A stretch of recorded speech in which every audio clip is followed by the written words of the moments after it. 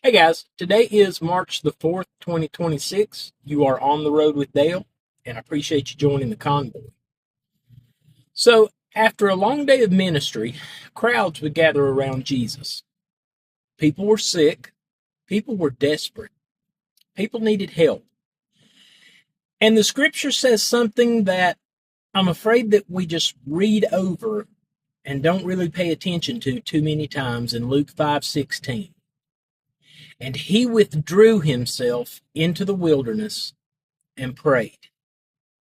Jesus stepped away, not because the need disappeared and not because he stopped caring, but because withdrawal is sometimes part of obedience. Sometimes we assume that faithfulness means constant availability, always answering, always helping, always responding. But Jesus did not live that way.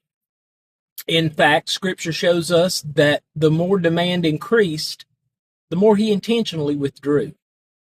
Earlier in the same chapter, we read, "And there went a fame abroad of him, and great multitudes came together to hear and to be healed by him of their infirmities," in Luke 5:15. The crowds were growing. The needs were real. Yet, Jesus still stepped away to pray. Why?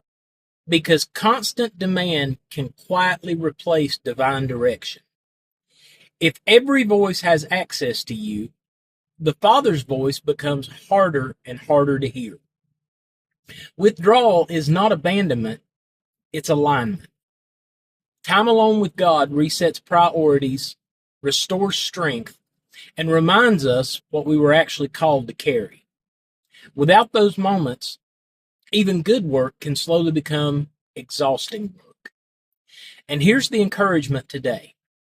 Stepping away is not failure. Resetting is not weakness. Quiet time with God is not something you squeeze in after everything else. It's what keeps everything else in order. Even Jesus withdrew. And if the Son of God needed time alone with the Father, I'd say it's a safe bet that we do too. Just something to keep in mind as you're on the road with Dale.